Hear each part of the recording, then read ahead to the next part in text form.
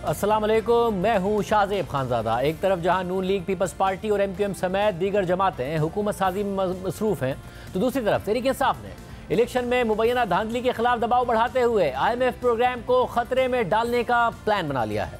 तहरीक इंसाफ की इस नई हिकमत अमली के मुताबिक इमरान खान आज इलेक्शन में मुबैना धांधली के हवाले से IMF को एक खत जारी करने जा रहे हैं, जिसमें वो कर्ज प्रोग्राम को इंतखाबात के ऑडिट से मशरूत करने की बात करेंगे। यानी PTI इलेक्शन का ऑडिट ना करने की सूरत में कर्ज प्रोग्राम आगे ना बढ़ाने का मुतालबा करने जा रही है। इस बात का ऐलान आज अडियाला जेल में इमरान खान से मुलाकात के बाद पार्टी के सीनियर रहनुमा अली जफर ने किया। इमरान खान साहब ने कहा है उनकी तरफ से आज एक खत जारी होगा, वो IMF को जारी किया जाएगा। उसमें हम वाज़े तौर पे ये कहेंगे कि अगर IMF ने कोई बातचीत करनी है तो पहले वो ये कंडीशन ये वाजे कर दे कि ये जो रिगिंग हुई है जितने हलकों में, उन हलकों के ऊपर ऑडिट हो, एक ऑडिट टीम बैठे, independent Azad audit team, election commission of Pakistan नहीं, एक आज़ाद इंडिपेंडेंट ऑडिट टीम जो कि अगर तो सुप्रीम कोर्ट ऑफ पाकिस्तान की सरबराही के तहत बनाई जाए तो बहुत अच्छा है, लेकिन उसमें जुडिशरी का ज़रूर इन्वॉल्वमेंट हो और वो ऑडिट के बाद वो फैसला करे कि जहां जहां धांधली हुई है वहां जो कैंडिडेट जीते हैं उनका नोटिफिकेशन करें। उसके बाद IMF आगे कोई बातचीत करे हुकूमत से, क्योंकि उसके बगैर अगर ये ऑडिट नहीं होता, ये जो धांधली है इसको ख़त्म नहीं किया जाता, तो फिर किसी किस्म का जो स्टेप होगा लोन देने का IMF का, वो पाकिस्तान के लिए नुकसानदेह होगा। बहुत तशवीश की बात है, क्योंकि पाकिस्तान को बड़े मुआशी चैलेंजेस का सामना है और फिलहाल IMF प्रोग्राम ही पाकिस्तान को सहारा दे रहा है। पाकिस्तान IMF के स्टैंड बाय अरेंजमेंट प्रोग्राम में है और नई आने वाली हुकूमत भी फौरी तौर पर एक और IMF प्रोग्राम में जाने का इशारा दे चुकी है। मगर तहरीक इंसाफ एक दफ़ा फिर IMF प्रोग्राम को खतरे में डाल रही है। तहरीक इंसाफ पर पहले भी IMF प्रोग्राम को डीरेल करके मुल्क की मईशत को दाव पर लगाने का इल्ज़ाम लग चुका है। अप्रैल 2022 में जब इमरान खान के खिलाफ तहरीक अदम एतमाद कामयाब हो गई और वो वज़ीर आज़म नहीं रहे, तो वो जाने से पहले IMF प्रोग्राम की खिलाफ वर्जी कर गए थे। फिर नई हुकूमत ने भी ताख़ीर की, तो फिर उस वक्त पाकिस्तान डिफ़ॉल्ट करने के दहाने पर आ गया। PDM की नई हुकूमत कोशिश कर रही थी कि किसी तरह IMF का कर्ज प्रोग्राम बहाल हो जाए, मगर उस वक्त पंजाब और खैबर पख्तूनख्वा में तहरीक इंसाफ की हुकूमत थी और इमरान खान इन दोनों हुकूमतों के जरिए कोशिश कर रहे थे कि IMF प्रोग्राम बहाल ना हो। इस हवाले से तहरीक इंसाफ के साबिक वज़ीर ख़जाना शौकत तरीन की पंजाब के उस वक्त के वज़ीर ख़जाना मोहसिन लगारी और खैबर पख्तूनख्वा के वज़ीर ख़जाना तैमूर झगड़ा के साथ कुछ ऑडियोज़ भी सामने आई थी, जिनमें तहरीक इंसाफ का IMF प्रोग्राम को डीरेल करने का प्लान एक्सपोज हो गया था। मगर अब एक दफ़ा फिर तहरीक इंसाफ सियासी मकासद के लिए मुल्क की मईशत को दाव पर लगाने जा रही है। 2013 के इलेक्शन के बाद भी इमरान खान ने धांधली का इल्ज़ाम लगाकर अवाम से बिजली के बिल ना देने, टैक्स ना देने का मुतालबा करते हुए बैरून मुल्क मुकीम पाकिस्तानियों से यह मुतालबा कर दिया था कि वो ऑफिशियल बैंकिंग चैनल से नहीं बल्कि हुंडी हवाले से पाकिस्तान में पैसे भेजें, यानी गैर कानूनी तरीके से भेजें, ताकि नवाज शरीफ की हुकूमत पर दबाव आए, बेशक मुल्क दिवालिया हो जाए। इसलिए बार बार इल्ज़ाम लगता है कि इमरान खान अपने सियासी फ़ायदे के लिए अवाम और मुल्क के फ़ायदे को पीछे रख देते हैं। इमरान खान की जानिब से IMF को ख़त लिखने के ऐलान पर नून लीग के रहनुमा अता तारड़ ने रद्दमल दिया है कि उनका फार्मूला यह है कि अगर इमरान खान इक़्तिदार में ना हो तो खुदा न खास्ता पाकिस्तान मुश्किलात का शिकार हो। ये पाकिस्तान को तबाह करना चाहते हैं। मगर इमरान खान सिर्फ IMF से ही नहीं बल्कि अमरीका से भी मुदाखलत का मुतालबा कर रहे हैं। हालांकि इमरान खान ने अमरीकी मुदाखलत के खिलाफ हकीकी आज़ादी और गुलामी नामंजूर का नारा लगाया था, साइफर को बुनियाद बनाकर यह सारा बयानिया बनाया था। मगर गुज़िश्ता दिनों अडियाला जेल में इमरान खान से ही मुलाकात के बाद PTI के रहनुमा बैरिस्टर साहब का कहना था कि इमरान खान ने अमरीका के हवाले से खास तौर पर पैगाम दिया है कि अमरीका पाकिस्तानी इंतखाबात में होने वाली धांधली पर नजर रखे। अमरीका की जिम्मेदारी है कि इलेक्शन की शफाफियत पर आवाज उठाए। अमेरिका ने तमाम इलेक्शन को मॉनिटर किया, लेकिन अमेरिका की तरफ से जिस किस्म का बयान आया है उसमें मजीद वजन डालना चाहिए। पाकिस्तान तहरीक इंसाफ को जिस तरह से इलेक्शन प्रोसेस से आउट करने की कोशिश की गई है, उसकी मजम्मत, आवाज़ उठाना, ये अमेरिका का जो फ़र्ज़ बनता है वो फ़र्ज़ अमेरिका ने उस तरह से पूरा नहीं किया। इमरान खान साहब की तरफ से ये एक पैगाम है कि अमेरिका के लिए वे मौका है इस वक्त कि वो अपने माजी के किरदार को मजीद साफ करने के लिए, जमहूरी बनाने के लिए और क्रेडिबल बनाने के लिए पाकिस्तान के इलेक्शन में होने वाली धांधलियों पर नज़र रखे और अमेरिका जो जमहूरियत का चैंपियन बना रहता है पूरी दुनिया में और जमहूरियत के इस्तेहकाम के दावे करता है, ये उनकी जिम्मेदारी है कि वो पाकिस्तान में इलेक्शन की शफाफियत पर आवाज़ उठाएं, क्योंकि इलेक्शन गैर मुनसिफाना और गैर शफाफ हुए हैं। इसके अलावा तहरीक इंसाफ ने 3 मार्च को इंट्रा पार्टी इलेक्शन कराने का फैसला कर लिया है और शेड्यूल भी जारी कर दिया है। इस हवाले से आज बैरिस्टर गौहर खान ने ऐलान करते हुए कहा कि इमरान खान ने फैसला किया है कि बैरिस्टर अली जफर चेयरमैन और उमर अयूब जनरल सेक्रेटरी के उम्मीदवार होंगे।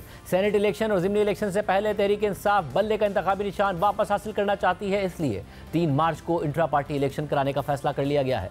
पार्टी निशान छिन जाने की वजह से तहरीक इंसाफ अब भी मखसूस नशिस्तों के हवाले से मुश्किलात का शिकार है। तहरीक इंसाफ के 86 अरकान कौमी असम्बली ने सुन्नी इत्तेहाद काउंसिल में शमूलियत अख्तियार कर ली है और सुन्नी इत्तेहाद काउंसिल ने इलेक्शन कमीशन में मखसूस नशिस्तों के लिए तरजीही फहरिस्त भी जमा करा दी है, लेकिन मामला अब भी इलेक्शन कमीशन के हाथ में है। ताहम आज इलेक्शन कमीशन ने पंजाब असेंबली और सिंध असेंबली में मखसूस नशिस्तों का फैसला कर दिया है, मगर अब तक जितनी नशिस्तों का नोटिफिकेशन जारी किया गया है उसमें सुन्नी इत्तेहाद काउंसिल की कोई नशिस्त नहीं है। इस और मामले पर कल फैसला होने का इम्कान है। हमारे साथ इस वक्त मौजूद है नून लीग से एहसन इकबाल साहब। पहले बात करेंगे सलमान अकबर साहब से। सलमान अकबर साहब, बहुत शुक्रिया हमें शो में ज्वाइन करने के लिए। सब जाहिर है तहरीक इंसाफ की शिकायत हैं और बहुत सारी शिकायत में बहुत सारा वजन है कि जो सीटें हैं उनमें रिगिंग होना, फॉर्म 45 के तहत ऑडिट होना, आपकी अपनी सीट हो या दीगर मुतादिद सीटें हों उसमें फॉर्म 45 के तहत फैसला हो, ऑडिट हो, ये सारे मुतालबात दुरुस्त। मगर ये बात कि आईएमएफ अब इस बात को लाजमी बनाए कि वो ऑडिट कराए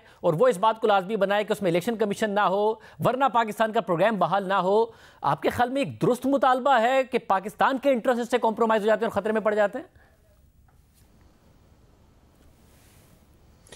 देखिए, मैं पूरी तरह नहीं जानता कि क्या स्टेटमेंट दी गई है, क्या मुतालबा है, लेकिन इतना मुझे ज़रूर पता है कि इस वक्त हमें मुल्क में इंसाफ का कोई दरीचा नज़र नहीं आ रहा। हमें ये लगता है कि कहीं भी हम चले जाएं, खा वो तातुल की वजह से हो, ट्राइब्यूनल पंजाब के लिए 2 जज साहिबान के ट्राइब्यूनल बना दिए गए हैं, 300 सूबाई हल्के हैं, तकरीबन 140 कौमी हल्के हैं, और अगर 2 जज साहिबान 10 साल भी मुकदमे सुने तो ये नहीं हो सकते मुकदमे ख़त्म। तो इस वक्त नज़र ये आ रहा है कि सिस्टम के अंदर रहकर कोई इंसाफ की तवक्को नहीं की जा सकती। तो एक बहुत ही मायूसी का आलम है। हमारी आंखों के सामने एक इलेक्शन चुराया गया है। मैं ख़ुद इसका चश्मदीद गवाह हूँ, ख़ुद इसका मैं मजरूब हूँ, विक्टिम हूँ, और मुझे अब ये नज़र आता है कि कोई रास्ता आगे नहीं है। कोई बहुत ही अदालत में एक अज़म पैदा हो और वो चाहे कि हमने इंसाफ करना है और जो नाइंसाफ़ी हुई है उसको ख़त्म करना है तो हो, लेकिन इस वक्त मुझे कोई ख़ास तवक्को नहीं है। सब क्या वजह है? क्योंकि ट्रिब्यूनल्स कर भी रहे हैं, ट्रिब्यूनल्स कर भी रहे हैं, हाई कोर्ट्स भी टेकअप कर रही हैं, फैसले भी महफूज हो रहे हैं। आपको लग रहा है कि ये नहीं हो पाएगा? आप लोगों की जो सीटें हैं उस पर आपको कोई उम्मीद नहीं है कि फैसले आ जाएगा? बिल्कुल नहीं होगा। देखिए, जिस तरह हमारे ट्राइब्यूनल काम करते हैं, माजी में अभी 2013 के मुकदमे ख़त्म नहीं हुए अगर उन्होंने उनको डिसमिस नहीं कर दिया। यहाँ 6, 7, 8 साल तो नशस्तन बर्खास्तन में गुजरते हैं, और पूरे पंजाब के लिए मैं आपसे ये अर्ज़ कर रहा हूँ ना, सिर्फ 2 अदालतें कायम की गई हैं, एक जज साहब पर मुश्तमिल। यहाँ सैकड़ों मुकदमात आएंगे और 2 जज साहिबान 20 साल भी अगर बैठे रहे तो मैं आपको यकीन दिलाता हूँ कि उन तमाम मुकदमात को नहीं सुन सकते। कानून कहता है 180 दिन में इलेक्शन के मामलात को ख़त्म होना चाहिए, उसके बाद सुप्रीम कोर्ट की अपील आ जाती है। कभी भी 180 दिन में कोई मुकदमा ख़त्म नहीं हुआ इलेक्शन के हवाले से। ये मुकदमे 3-4 साल चलते हैं, असेंबली की मुद्दत ख़त्म हो जाती है, मुकदमे अभी ख़त्म नहीं हुए होते या स्टे ऑर्डर चलते रहते हैं। तो इसलिए जो हमारे सामने आगे का रास्ता है कानूनी, वो इंतहाई मखदूश है। अब ऐसे में दुनिया को ये बताना कि पाकिस्तान के अवाम की राय क्या है, उस राय के मुताबिक मुल्क को नहीं चलने दिया जा रहा या नहीं चल रहा, ये मेरा ख्याल है एक फितरी सी बात है। एक गैर फितरी अगर निज़ाम कायम होगा तो कहीं ना कहीं से आवाज़ ज़रूर उठेगी, और हो सकता है आवाज़ हमें पसंद ना आए, वो ऐसी आवाज़ हो जो आम हालात में नहीं उठनी चाहिए, लेकिन क्या ये अब आम हालात हैं? मगर साहब ज़ाहिर आम हालात नहीं है, ये आपकी बात दुरुस्त। फैसले फौरी तौर पर आने चाहिए, बजाय इसके कि आप मायूस हों। जो आप लोगों के का गिला है कि आपके पास फॉर्म 45 मौजूद हैं, अदालती निज़ाम को तेज़ी से फैसले करने चाहिए। मगर माजी में हुआ है कि शिकायतें हुई हैं, 2018 में प्री पोल रिगिंग की शिकायतें, फिर उसके बाद इंतखाबात में शिकायतें, RTS बैठने की शिकायतें, मगर तहरीक इंसाफ हुकूमत में आते ही गई। IMF के प्रोग्राम में तो किसी जमात ने ये नहीं कहा कि IMF ये ना करे, बल्कि शहबाज शरीफ साहब ने तो पहली तकरीर में ये कहा कि जी हम चार्टर ऑफ इकोनॉमी करते हैं। उनके भाई और उनकी जो भतीजी हैं वो उस वक्त जेल में थी, मगर उसके बाद उन्हें भी जेल में डाल दिया गया शहबाज शरीफ साहब को। तो ये किसी जमात ने किया नहीं है मुतालबा इस तरीके से। नहीं, देखिए, जो मुल्क के लिए बेहतर है वो IMF का प्रोग्राम हो, कोई और हो, वो होना चाहिए। लेकिन मुतालबा सिर्फ ये है कि इसके साथ साथ कोई शफाफियत का भी इंतज़ाम किया जाए। अगर कोई दरीचा भी है शफाफियत का तो उसको खटखटाना जायज़ है, लेकिन ऐसा तो हरगिज़ नहीं होना चाहिए कि मुल्क के मुफाद के ख़िलाफ़ कोई बात हो। मैं नहीं समझता PTI ऐसी कोई बात करेगी। अच्छा, मगर ज़रा अली ज़फ़र साहब ने कहा कि इमरान खान ये लिखने जा रहे हैं कि IMF ने अगर कोई बातचीत करनी है तो पहले ये कंडीशन वाजे करे कि जो रिगिंग हुई है जितने हलकों में, उन हलकों के ऊपर ऑडिट हो। सुन लीजिए क्या अली ज़फ़र साहब ने। इमरान खान साहब ने कहा है उनकी तरफ से आज एक खत जारी होगा, वो IMF को जारी किया जाएगा। उसमें हम वाजे तौर पे ये कहेंगे कि अगर IMF ने कोई बातचीत करनी है तो पहले वो ये कंडीशन ये वाजे कर दे कि ये जो रिगिंग हुई है जितने हलकों में, उन हलकों के ऊपर ऑडिट हो। एक ऑडिट टीम बैठे, independent Azad audit team, election commission of Pakistan नहीं, एक आज़ाद इंडिपेंडेंट ऑडिट टीम जो कि अगर तो सुप्रीम कोर्ट ऑफ पाकिस्तान की सरबराही के तहत बनाई जाए तो बहुत अच्छा है, लेकिन उसमें जुडिशरी का ज़रूर इन्वॉल्वमेंट हो और वो ऑडिट के बाद वो फैसला करे कि जहाँ जहाँ धांधली हुई है वहाँ वहाँ जो कैंडिडेट जीते हैं उनका नोटिफिकेशन करे। उसके बाद IMF आगे कोई बातचीत करे हुकूमत से, क्योंकि उसके बगैर अगर ये ऑडिट नहीं होता, ये जो धांधली है इसको ख़त्म नहीं किया जाता, तो फिर किसी किस्म का जो स्टेप होगा लोन देने का IMF का, वो पाकिस्तान के लिए नुकसानदेह होगा। जी साहब। जी देखिए, उन्होंने ये नहीं कहा कि आप लोन ना दें, उन्होंने ये कहा है कि अगर आप गैर शफाफ तरीके से कायम हुकूमत के साथ काम करेंगे तो हमें नहीं पता कि वो हुकूमत जो कि पाकिस्तान की अगर मुंतखब हुकूमत नहीं है तो उससे किया गया कोई भी मायदा वो पाकिस्तान के हक़ में होगा या नहीं होगा, वो पाकिस्तान के अवाम के मुफाद में होगा कि नहीं होगा। मैं इसको इस तरह लेता हूँ कि सही मायदा वही हुकूमत करेगी जो पाकिस्तान के अवाम की मुंतखब शुदा है और जो अवाम को जवाबदेह है। किसी और हुकूमत से किए गए मायदे हो सकता है पाकिस्तान के मुफाद में ना हो, और अगर पाकिस्तान के मुफाद में ना हुए तो फिर आखिर उन पर अमल नहीं होगा, डिफ़ॉल्ट होगा। IMF को भी शायद एक मुश्किल सूरत हाल का सामना करना पड़े। मतलब इन दैट केस ज़्यादा बेहतर ना होता साहब कि पीपल्स पार्टी और नून लीग भी आपसे कह रहे हैं कि जी आप बना लें हुकूमत, और पीपल्स पार्टी तो कह रही थी हमें पावर शेयरिंग भी नहीं चाहिए, आप बना लें, आपका पहला राइट बनता है कि आप उनसे वोट लेकर हुकूमत बनाते अपनी, और अपने केसेस भी लड़ते रहते हैं, अपनी बैटल भी लड़ते रहते हैं वो जो आप लोगों की है फॉर्म 45 के तहत, और खुद ही IMF से निगोशिएट भी करते, क्योंकि ये बेहतर रास्ता ना होता।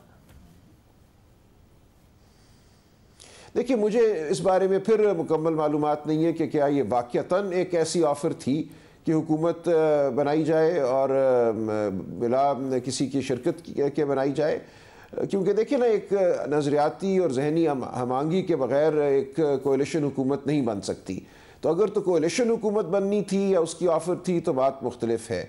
अगर बिल्कुल अलहदा अकेले से हुकूमत बननी थी तो वो भी एक मुश्किल थी कि एक माइनॉरिटी हुकूमत बनती हमारी। ज़ाहिर है इस वक्त जो सीटें हैं वो 93 के करीब हैं, वो एक अक्सरियत तो ना होती है अवान में, तो एक अक़लियती हुकूमत को चलाना भी कोई एक आसान बात नहीं है, और क्या दबाव होता है हुकूमत बन जाने के बाद। ये तमाम मामलात ऐसे हैं, लेकिन मुझे इस वक्त ये बिल्कुल यकीन नहीं है कि ऐसी कोई ऑफ़र थी कि आप हुकूमत बना लीजिए। ये अफवाहें हैं, ये बातें हमने सुनी हैं, लेकिन क्या वाक़तन कोई ये एक संजीदा ऑफ़र थी, मैं नहीं जानता। वैसे बिलावल भुट्टो ज़रदारी साहब ने पब्लिकली ये बात कही है, फिर तहरीक इंसाफ के रहनुमाओं ने, चाहे मरवत साहब, उन्होंने कहा कि हमसे रब्ता किया गया है, मगर साफ इनकार कर दिया गया हमारी तरफ से कि हम बात नहीं करेंगे आप लोगों से। नहीं, देखिए, क्या रब्ता किया गया था और क्या ऑफ़र की गई थी, मैं यही पूछ रहा हूँ ना, और उसमें क्या तायीद किसकी शामिल थी नहीं थी। बाद में मैंने ये भी पढ़ा, जरदारी साहब ने इनकार किया इस बात से कि मैंने मरवत साहब से कोई बात नहीं की, तो इसमें इबहम है। मैं नहीं समझता कोई बहुत वाज़े किस्म की तजवीज़ थी या ऑफ़र थी जिसको रद्द किया गया। साहब, और ज़रा आप एक बहुत सीनियर लॉयर हैं, अहम कॉन्स्टिट्यूशनल मामलात पर आपकी बड़ी अहम पोजीशंस रही हैं। एक फ़ैसला आया जैसे काजी फैसल साहब की तरफ से, सिर्फ 5 सफ़हात पर मबनी फ़ैसला है, आसानी से पढ़ा जा सकता है, मगर उसके बावजूद एक प्रोपेगेंडा हो रहा है। आप क्या कहिएगा? आपने फ़ैसला देखा होगा, आपकी क्या राय है? जी, मैंने फ़ैसला बिल्कुल देखा है, और मैं समझता हूँ जो रद्द अमल बाज़ अनासिर की जानिब से आया वो अफसोसनाक है। उस फ़ैसले में कोई काबिल एतराज़ बात नहीं है। उस मुकदमे के जो हालात व वाक़यात थे उनके तनाजुर में ये उन्होंने सिर्फ कहा कि जो चार्ज किया गया, जो इल्ज़ाम लगाया गया, वो एक ऐसी कानूनी शक के तहत लगाया गया जो उस वक्त थी ही नहीं 2019 में, वो शक 2022 में आई। और ये हमारे आइन का उसूल है आर्टिकल 12 कि आप माजी पे इतलाक नहीं कर सकते किसी शक का जो जुर्म कायम करती हो। तो ये बिल्कुल सही बात थी। बाकी जो मामला था 295B और 298C का, जहाँ हमारा ताज़ीरात पाकिस्तान ये कहती है कि अगर कोई कुरान पाक की बेहुरमती करे तो वो मुजरिम होगा, या कोई अगर कादियानियत की तरवीज करे तो वो मुजरिम होगा। तो जज साहब ने सिर्फ इतना कहा उस फैसले में कि यह ना FIR में ऐसा इल्ज़ाम था, ना इस हवाले से कोई शवाहिद सामने आए दौरान तफ्तीश, लिहाजा इस हवाले से मुकदमा जो है इस चार्ज के तहत नहीं चल सकता, क्योंकि चार्ज कानून के मुताबिक नहीं बनाया गया। उन्होंने आइंदा के लिए नहीं रोका, उन्होंने कोई शक जो है कानून की हज़फ नहीं की, सिर्फ इस मुकदमे के वाक़यात और जो मौजूदा तफ्तीश थी उसके हवाले से उन्होंने फ़ैसला दिया, और मुझे उसमें कोई काबिल एतराज़ बात नज़र नहीं आई। जो भी प्रोपेगेंडा हुआ या जो भी इस मामले को उछाला गया वो अफसोसनाक है। साहब, और आखिर में आपकी ने एक भरपूर कैंपेन चलाई, और ज़ाहिर है आपकी हार पर जहां बहुत दूसरी नशिस्तों पर सवाल उठ रहा है, आपकी नशिस्त पर सबसे ज़्यादा ही सवाल उठ रहा है कि इतने वोट नवाज शरीफ साहब ने नहीं लिए जितने आपके मुखालिफ उम्मीदवार ओन चौधरी ले गए। आपको भरपूर वोट मिले, उन्हें उनसे भी ज़्यादा मिल गए। तो आपको लग रहा है कि आप जैसे रहनुमा को हम जल्द पार्लियामेंट में देखेंगे, या आपको अपनी सीट पर भी उम्मीद नज़र नहीं आ रही है? देखिए, मैंने जैसा कि कहा, मेरा जो हल्का है और जो मेरे हल्के में हुआ वो इतना ज़्यादा मज़क्का खेज़ है कि उस बारे में तो मेरा ख्याल है किसी को कोई इबाम नहीं होना चाहिए। 1,60,000 वोट मुझे मिले, और मुझे मालूम है मद्दे मुकाबिल को 60-62 वोट मिले थे। 1,10,000 वोट रातों रात डाल दिए गए, और उसके बाद जो सूरत हाल हुई वो आप ठीक कह रहे हैं। लाहौर शहर का सबसे बड़ा लीडर उनको बना दिया गया। इतने वोट ना मियाँ शहबाज को मिले, ना मरियम बीबी को मिले, ना साद रफ़ीक साहब को मिले, ना याज सादिक साहब को मिले, ना रोहिल अस्कर साहब को मिले। मेरे हल्के का टर्न आउट 56% हो गया, जबकि मेरे ही नीचे सूबाई हल्कों का टर्न आउट जो है वो 40% या उससे कम है। तो जिस जाविये से भी देखें, बात बिल्कुल वाज़ेह है कि उस रात क्या हुआ। मुझे गर्दन से पकड़ के RO के दफ्तर से निकाल दिया गया। मेरी बेगम मेरे साथ थी, बड़े आराम से अम्मा बैठे हुए थे। एक सिलसिला था कंसोलिडेशन का जो शुरू ही हुआ था। 15-20 पोलिंग स्टेशन के रिजल्ट आए थे, और हर पोलिंग स्टेशन पे मैं जीता था। हमारे पास जो फॉर्म 45 हैं, 443 पोलिंग स्टेशन में से 437 पे मैं जीता हुआ हूँ। मेरी टोटल लीड जो है 95,000 की है। तो इससे वाज़े बर्तरी और वाज़े फतह नहीं हो सकती थी। अब इसको अगर रद्द कर दिया गया तो एक बहुत बड़ा सवालिया निशान है आइंदा जमहूरियत के हवाले से, आइंदा इलेक्शन के हवाले से, कि कोई भी इलेक्शन इस मुल्क में हो सकता है किसी भी एतमाद के साथ। तो ये तमाम ऐसे मामलात हैं जिनको मैं समझता हूँ बिलाखिर हमारी आला अदालतों के पास जाना है, और आइंदा के लिए हमें अब बिल्कुल कोई हदबंदी करनी है। कोई ऐसे फैसले आने हैं कि इलेक्शन इस मुल्क में किसी हद तक पुरएतमाद हों, उन पर एतमाद किया जा सके। बहुत शुक्रिया। अब एक ऐसी सूरत में जब पहले IMF को इमरान खान ख़त लिख रहे हैं, नून लीग हुकूमत में आएगी तो हुकूमत चलाएगी कैसे, बात करेंगे ब्रेक के बाद।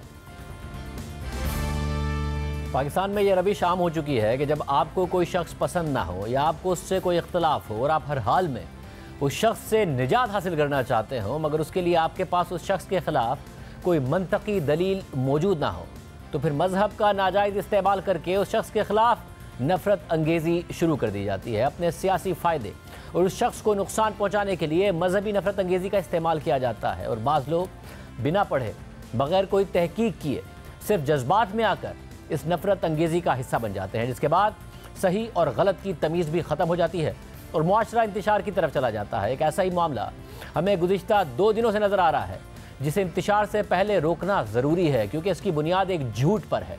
6 फरवरी को चीफ जस्टिस काजी फाइज ईसा की सरबराही में सुप्रीम कोर्ट के 2 रुकनी बेंच ने एक फ़ैसला दिया जो सिर्फ 5 सफ़हात पर मुश्तमिल है, और यह फ़ैसला अंग्रेज़ी और उर्दू दोनों ज़बानों में जारी किया गया है। मगर फ़ैसले को पढ़े बगैर सोशल मीडिया पर जस्टिस काजी फाइज ईसा के ख़िलाफ़ मज़हब का इस्तेमाल करके एक नफ़रत अंगेज़ी की मुहिम शुरू की गई है। उन पर झूठे इल्ज़ामात लगाए गए हैं और अपने अपने मफादात के लिए प्रोपेगेंडा किया गया है। बाद में नामवर सहाफ़ी और सियासतदान भी अपने मकासद के लिए इस मुहिम का हिस्सा बन गए हैं, ये जानने के बावजूद बन गए हैं कि वो जो मुहिम चला रहे हैं उसका हकीकत से कोई लेना देना नहीं है, मगर उसके नताइज तबाहकुन ज़रूर हो सकते हैं। 6 फरवरी को सुप्रीम कोर्ट ने एक शख्स को 3 इल्ज़ामात से बरी कर दिया। लेकिन इस फैसले के बाद मुहिम यह चलाई गई कि सुप्रीम कोर्ट ने कादियानियत की तरवीज की इजाज़त दे दी है, कुरान में तहरीफ की इजाज़त दे दी है। हालांकि फ़ैसले में इस हवाले से कोई बात भी नहीं की गई, इस मौजू पर कोई एक लफ्ज़ भी नहीं लिखा गया है। इस तनाज़े का पूरा पस मंज़र और फिर इस पर सुप्रीम कोर्ट का फैसला आपके सामने रखते हैं। 6 दिसंबर 2022 को थाना पुलिस स्टेशन चनाब नगर में एक शख्स के खिलाफ FIR दर्ज की गई और उस पर 3 इल्ज़ामात आयद किए गए। पहला इल्ज़ाम यह था कि उस शख्स ने Punjab Holi Quran printing and recording act 2011 और पाकिस्तान पीनल कोड के सेक्शन 295B और सेक्शन 298C की खिलाफवर्जी की है। यानी बुनियादी तौर पर उस शख्स के खिलाफ इल्ज़ाम यह था कि उसने 2019 में एक ममनुआ किताब को तकसीम किया है या उसे फैलाया है जो पंजाब होली कुरान एक्ट की खिलाफ वर्जी है, और उसके साथ साथ उस शख्स ने पाकिस्तान पीनल कोड की शिक 295B और 298C की खिलाफ वर्जी की है। अब सुप्रीम कोर्ट ने अपने 6 फरवरी के फैसले में इन तीनों जराइम का कानून से खात्मा नहीं किया, बल्कि मौजूदा केस में उन्हें मेरिट पर मुस्तरद किया है। पहले इल्ज़ाम यानी ममनुआ किताब की तकसीम और फैलाव से मुतालिक सुप्रीम कोर्ट ने अपने फैसले में लिखा है कि FIR में ये इल्ज़ाम लगाया गया है कि दरख्वास्त गुजार ने एक ममनुआ किताब की तकसीम की है, जबकि दरख्वास्त गुजार के वकील का कहना है कि ममनुआ किताब की तकसीम को पंजाब होली कुरान एक्ट में 2021 में जुर्म बनाया गया है, जबकि FIR के मुताबिक दरख्वास्त गुजार ने ये काम 2019 में किया है। जिसके बाद सुप्रीम कोर्ट ने अपने फैसले में लिखा कि हमने तरमीम से कबल का कानून और फिर उसमें की गई तरामीम का जायज़ा लिया और फाजिल वकील का यह दावा दुरुस्त है कि उस कानून में ममनुआ किताब की तकसीम का जुर्म 2021 में शामिल किया गया है। और जिसके बाद सुप्रीम कोर्ट ने वजाहत की कि पाकिस्तान के आइन ने यह करार दिया है कि किसी ऐसे शख्स पर ऐसे काम के लिए फ़र्द जुर्म आयद नहीं की जा सकती जो उसके इर्तिकाब के वक्त जुर्म ही नहीं था। जिसके बाद सुप्रीम कोर्ट ने अपने फैसले में लिखा कि क्योंकि 2019 में ममनुआ किताब की तकसीम जुर्म नहीं था, इसलिए दरख्वास्त गुजार पर यह फ़र्द जुर्म आयद नहीं की जा सकती थी। यानी सुप्रीम कोर्ट ने पहला इल्ज़ाम मेरिट पर मुस्तरद किया और वाज़ेह किया कि किसी शख्स ने अगर पहले कोई काम किया हो और बाद में उसको कानून में जुर्म के तौर पर शामिल कर लिया गया हो तो उसे इसकी सज़ा नहीं दी जा सकती, क्योंकि पाकिस्तान के कानून के मुताबिक कोई भी नया कानून माजी से नहीं बल्कि मुस्तकबिल से लागू होता है। और पूरी दुनिया का यही कानून है कि सज़ा सिर्फ उसी वक्त दी जा सकती है जब जुर्म कानून में शामिल किया गया हो और उसके बाद उसकी खिलाफ वर्जी की गई हो। इसी तरह फिर सुप्रीम कोर्ट ने मुलजिम के खिलाफ पाकिस्तान पीनल कोड की 2 शिकों यानी 295B और 298C का जायज़ा लिया और अपना फैसले में लिखा कि जहाँ तक 298C और 295B की शिकों का ताल्लुक है जिनकी फ़र्द जुर्म दरख्वास्त गुजार पर आयद की गई है, तो दरख्वास्त गुजार के वकील का कहना है कि ना तो FIR में और ना ही पुलिस की तफ्तीश के बाद जमा की गई पुलिस रिपोर्ट यानी चालान में ये इल्ज़ाम लगाया गया है कि दरख्वास्त गुजार ने किसी ऐसे फेल का इर्तिकाब किया है जिससे ये जराइम तश्कील पाते हैं। फैसले के मुताबिक शिकायत कुरुंदा की नुमाइंदगी करने वाले फाजिल वकील ने FIR पढ़ी, लेकिन इसमें ऐसा कुछ जिक्र नहीं था जिससे पाकिस्तान पीनल कोड की शिक 298C और 295B के तहत जराइम तश्कील पाते हों और चालान भी उससे मुताल्लिक़ खामोश है, इसलिए दरख्वास्त गुजार के खिलाफ फ़र्द जुर्म से जराइम की ये दफ़ात निकाल दी जाती हैं। यानी मेरिट पर सुप्रीम कोर्ट ने वाज़ेह किया कि मुलजिम पर 295B और 298C की फ़र्द जुर्म तो आयद की गई है, लेकिन ना तो FIR में ये बताया गया है और ना ही चालान में कि मुलजिम ने ऐसा क्या काम किया है जिससे वो इन जराइम का मुर्तकिब पाया गया है। सुप्रीम कोर्ट ने यह भी वजाहत दी कि जब इन जराइम से मुताल्लिक FIR और चालान दोनों में कुछ नहीं तो ये बरकरार नहीं रह सकते। जिसके बाद अदालत ने मुलजिम को 5000 रुपये के ज़ाती मचलके पर ज़मानत पर रिहा कर दिया। इन अदालत ने मेरिट पर वाज़ेह किया कि मुलजिम पर जो 3 इल्ज़ामात लगाए गए हैं वो कानून पर पूरा ही नहीं उतरते और अगर मुलजिम का इस केस में ट्रायल होना है तो एक शिक के तहत ही हो सकता है जिसकी सज़ा 6 महीने है और मुलजिम गुज़िश्ता 1 साल से कैद में है। इसलिए अदालत ने इंसानी हुकूक का तहफ़्फ़ुज़ करते हुए उस शख्स को ज़मानत पर रिहा कर दिया, इस हकीकत के बाद कि वो शख्स अपनी सज़ा से ज़्यादा अरसे तक जेल में रहा है। ये पूरा मामला था जो हमने आपके सामने रखा। ये कुछ मखसूस इल्ज़ामात के तहत एक मुकदमे का फ़ैसला था। इसमें कहीं पर भी तौहीन कुरान या ख़त्म नबुव्वत से मुताल्लिक़ कानून साजी की कोई बात ही नहीं की गई है। ये सिर्फ़ और सिर्फ एक ज़मानत का फ़ैसला था। लेकिन फिर जस्टिस काजी फ़ाइज़ ईसा के ख़िलाफ़ मज़हब का इस्तेमाल करके उनके ख़िलाफ़ झूठा प्रोपेगेंडा किया गया, सोशल मीडिया पर मुहिम चलाई गई, सियासी और मजहबी किस्म के बयानात दिए गए और मामलात ने इतनी संजीदगी इख्तियार कर ली कि आज सुप्रीम कोर्ट को बाकायदा इस हवाले से प्रेस रिलीज़ जारी करना पड़ी और वाज़ेह करना पड़ा कि फ़ैसले में तो ऐसी कोई बात ही नहीं है जैसा प्रोपेगेंडा किया जा रहा है। सुप्रीम कोर्ट के एलामिया के मुताबिक इलेक्ट्रॉनिक, प्रिंट और सोशल मीडिया पर। सुप्रीम कोर्ट के एक फैसले की गलत रिपोर्टिंग की वजह से कई गलत फहमियां पैदा की जा रही हैं और ऐसा तासुर दिया जा रहा है जैसे सुप्रीम कोर्ट ने दूसरी आईनी तरमीम यानी मुसलमान की तारीफ से इनहिराफ किया है और मजहब के खिलाफ जराइम के मुताल्लिक मजमूआ ताज़ीरात पाकिस्तान की दफात ख़त्म करने के लिए कहा है। ये तासुर बिल्कुल गलत है। सुप्रीम कोर्ट की प्रेस रिलीज के मुताबिक मुकदमा बाउनवान मुबारक अहमद सानी बनाम रियासत में सुप्रीम कोर्ट ने करार दिया था कि इस मुकदमे की FIR में मज़कूरा इल्ज़ामात को जूं का तू दुरुस्त तस्लीम भी किया जाए तो उन पर इन दफात का इतलाक नहीं होता, बल्कि फौजदारी एक्ट 1932 की दफ़ा 5 का इतलाक होता है, जिसके तहत ममनुआ किताब की नशर व इशात पर ज़्यादा से ज़्यादा 6 माह कैद की सज़ा दी जा सकती है। चूँकि दरख्वास्त गुजार पहले ही कैद में 1 साल से ज़ायद का अरसा गुजार चुका था, इसलिए इस्लामी अहकामात, आईनी दफात और कानून व इंसाफ के तकाज़ों को मलहूज़ खातिर रखते हुए सुप्रीम कोर्ट ने दरख्वास्त गुजार को ज़मानत पर रिहा करने का हुक्म दे दिया। अफसोस की बात यह है कि ऐसे मुकदमात में जज्बात मुश्तइल हो जाते हैं और इस्लामी अहकामात भुला दिए जाते हैं। फैसले में कुरान मजीद की आयात इसी सियाक व सबाक में दी गई हैं। फैसले में गैर मुस्लिमों की मजहबी आज़ादी के मुतालिक इस्लामी जमहूरिया पाकिस्तान के आइन की जो दफ़ात नकल की गई हैं उनमें वाज़े तौर पर यह कैद मौजूद है कि ये हकूक़, कानून, अमन आमा और इखलाक के ताबे ही दस्तयाब होंगे। प्रेस रिलीज में आइन के आर्टिकल 20 का तर्जुमा भी शामिल किया गया है, जिसके मुताबिक कानून, अमन आमा और इखलाक के ताबे हर शहरी को अपने मजहब की पैरवी करने, उस पर अमल करने और उसे बयान करने का हक होगा। हर मजहबी गिरोह और उसके हर फिरके को अपने मजहबी इदारे कायम करने, उनकी देखभाल और उनके इंतज़ाम का हक होगा। इसी नौयत के एक मुकदमे में सुप्रीम कोर्ट का 5 रुकनी बेंच इस मौजू पर पहले ही तफसीली फैसला दे चुका है, जिससे मौजूदा फैसले में इनहिराफ नहीं किया गया। प्रेस रिलीज के मुताबिक जस्टिस काजी फाइज ईसा अपने फैसलों में कुरान मजीद की आयात, खातमुन नबीयीन सल्लल्लाहु अलैहि वसल्लम की अहादीस, खुलफाए राशिदीन के फैसलों और फिकाए कराम की आरा से इस्तदलाल करते हुए कोशिश करते हैं कि तमाम कवानीन की ऐसी ताबीर इख्तियार की जाए जो अहकाम इस्लाम के मुताबिक हो, जैसा कि इस्लामी जमहूरिया पाकिस्तान के आइन की दफ़ा 2, दफ़ा 31 और दफ़ा 227 और कानून निफाज शरीयत 1991 की दफ़ा 4 का तकाजा है। अगर कोई ये समझता है कि किसी इस्लामी उसूल या किसी आइनी या कानूनी शिक की ताबीर में अदालती फ़ैसले में कोई गलती हुई है तो इसकी तसहीह और इस्लाह अहले इल्म की जिम्मेदारी है और इसके लिए आइनी और कानूनी रास्ते मौजूद हैं। चीफ जस्टिस और सुप्रीम कोर्ट ने किसी को नजर सानी से ना पहले रोका है और ना ही अब रोकेंगे। अदालती फैसलों पर मुनासिब असलूब में तनकीद भी की जा सकती है, लेकिन नजरसानी का आइनी रास्ता इख्तियार किए बगैर तनकीद के नाम पर या इसकी आड़ में अदलिया या जजों के खिलाफ मुनज़्ज़म मुहिम अफसोसनाक है और आइन की दफ़ा 19 में मज़कूरा इज़हार राय की आज़ादी के हक़ में हदूद की खिलाफ वर्जी भी है और इससे इस्लामी जमहूरिया पाकिस्तान के सुतून को नुकसान पहुँच सकता है जिस पर आइन ने लोगों के हुकूक़ की जिम्मेदारी डाली है। ये सारे हक़ाइक़ हैं, मगर इसके बावजूद एक नफ़रत अंगेज़ मुहिम और प्रोपेगेंडा चलाया गया। 5 सफ़हात का फैसला है, उसे पढ़कर वाज़े हो जाता है कि जो इल्ज़ामात लगाए जा रहे हैं ऐसा कुछ भी नहीं है, मगर फिर भी प्रोपेगेंडा चलाया गया। इसके अलावा आज चीफ जस्टिस काजी फाइज ईसा ने CDA और वाइल्ड लाइफ बोर्ड के दरमियान तनाज़े के एक केस में नबी पाक सल्लल्लाहु अलैहि वसल्लम के रहमतुल आलमीन होने और खातमुन नबीयीन होने से मुताल्लिक़ अहम गुफ्तगू भी। अब आ जाते हैं पैगम्बर इस्लाम पर सल्लल्लाहु अलैहि वसल्लम पर। उनको किस नाम से याद किया गया है? कुरान शरीफ रहमतुल आलमीन। इसका क्या मतलब हुआ? जी बिल्कुल ऐसे ही सर कि तमाम मतलब क्या हुआ? तमाम जहानों के लिए रहमत है। किसके लिए? मुसलमानों के लिए? नहीं सर, इंसानों के लिए नहीं सर, आलमीन में तो सब परिंदों के लिए भी। जी हम सिर्फ नाम मुंह पे ना लाएं, मगर उनका इखलाक जो हमसे उस पे चले। तमाम पैगंबर और तमाम अनबिया किसके पीछे नमाज पढ़ी? जी हुजूर पाक सल्लल्लाहु अलैहि वसल्लम। क्यों? हजरत इब्राहिम अलैहिस्सलाम ने उनको दावत दी कि सिर्फ आप हैं रहमतुल आलमीन और उनके पीछे सबने नमाज पढ़ी।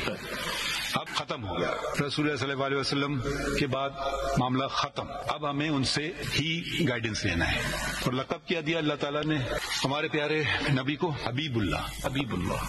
हबीब से क्या मुराद? दोस्त सर, दोस्त, बिलवड ऑफ द जी ऐसे ऑलमाइटी। प्रोग्राम में एक ब्रेक शामिल करते हैं।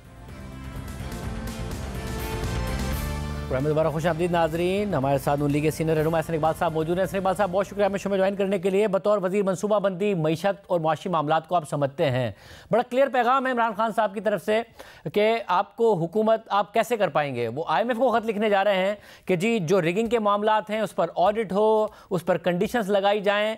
आपको फिर पता ही है कि आपने 16 माह की हुकूमत तो कर ली बगैर पार्लियामेंट में अपोजिशन के, राजा रियाज साहब के साथ। अब पार्लियामेंट के अंदर भी अपोजिशन होगी, IMF को खत लिखे जाएंगे, दुनिया को लिखे जाएंगे, सड़कों पर भी होंगे। कैसे हुकूमत चलाएंगे?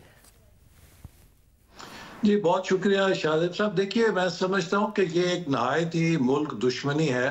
इससे पहले भी इमरान खान साहब एक कोशिश कर चुके हैं कि जब उन्होंने IMF के जरिए पाकिस्तान का वो पैकेज रुकवाने की कोशिश की थी जो कि पाकिस्तान को दिवालिया होने से बचाने के लिए जरूरी था, और उसमें वो नाकाम भी हुए थे।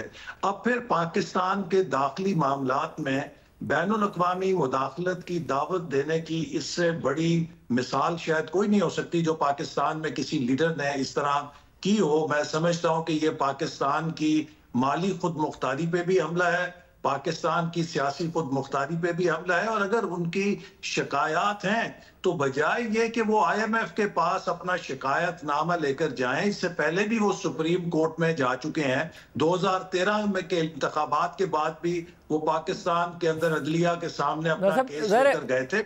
ज़ाहिर ये फोरम यही है और यही होना चाहिए बजाय इसके कि IMF को लिखा जाए। मगर मसला है कि नॉइस क्रिएट होगा।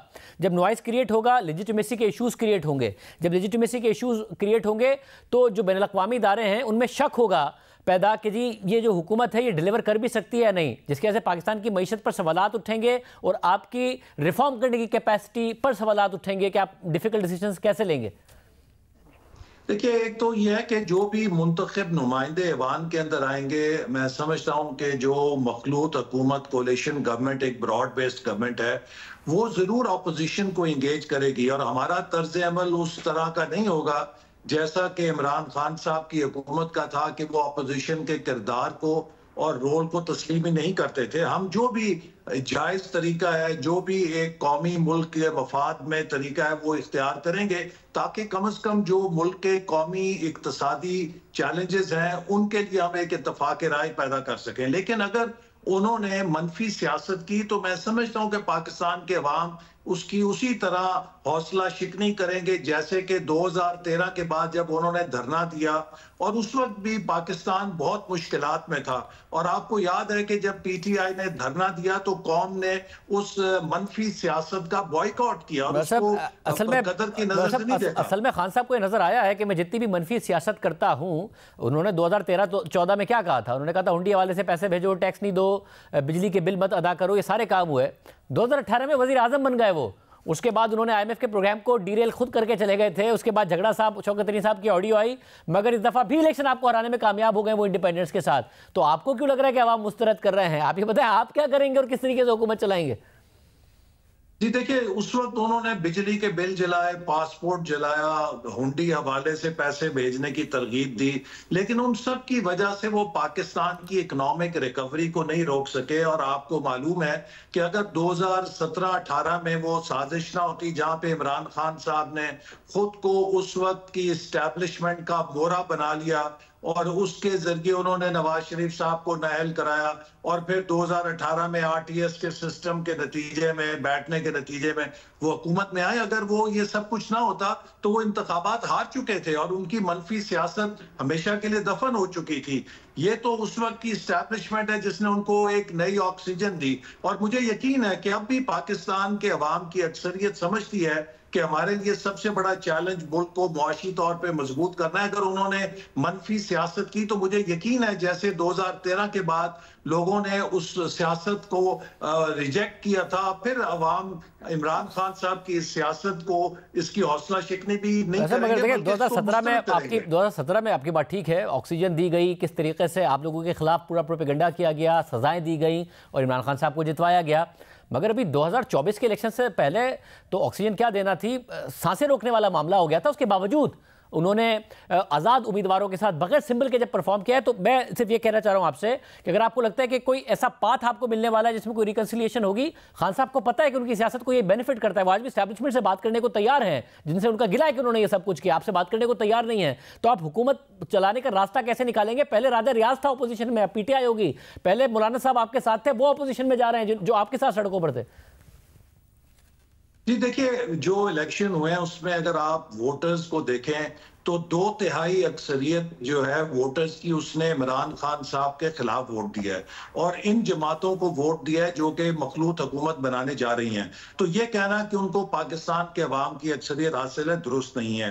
और जहां तक असेंबली के अंदर जो उनके अराकीन है, मैं समझता हूं कि उनमें माकूल और समझदार लोग भी हैं और हम कोशिश करेंगे कि पूरी संजीदगी के साथ, पूरे खलूस के साथ उनको एंगेज करें। उनका हक है कि वो अपोजिशन करें, लेकिन अगर वो इस अपोजिशन के जरिए सियासी तखरीबकारी करेंगे या मुल्क के इकोनॉमिक एजेंडा को डिरेल करने की कोशिश करेंगे, तो मेरे ख्याल है कि पाकिस्तान की आवाम इसको मुस्तरद करेंगे और हमें यकीन है कि इंशाअल्लाह ताला हम आवाम की तायीद के साथ इन तमाम साजिशों को नाकाम करने में कामयाब होंगे। वैसे तो ये भी फिर लाजमी है ना कि जो उनके फॉर्म 45 की हद तक या अपनी असेंबली की सीटों की हद तक जो गिले हैं उन्हें जल्दी पूरा कर दिया जाए। 2018 में आपको भी थे, 4 साल तक कासिम सूरी साहब डिप्टी स्पीकर रहे, मगर आज वो कोई एक अच्छी बात तो नहीं है। 4 साल बाद पता चले कि आपकी हुकूमत लेजिटिमेट नहीं थी, वो तो दुरुस्त नहीं होगा ना।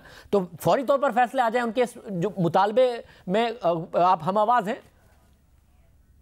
देखिए, जैसा कि आपको पता है कि कई तज्जिए आ चुके हैं कि तकरीबन पिछले 2018 के इलेक्शन में अगर 400 के करीब इंतखाबी उज़रदारियां आई थी तो अभी तक शायद कोई 82 के करीब आई हैं।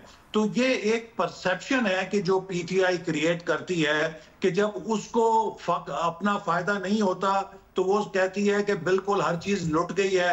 अगर उसका फायदा होगा तो इंसाफ की जीत होगी। अगर वो इलेक्शन जीतेगी तो इलेक्शन बहुत शफाफ होगा। अगर वो इलेक्शन हार जाएगी तो इलेक्शन जो है वो धांधली ज़दा होगा और उसकी लेजिटिमिटी इन क्वेश्चन हो जाएगी।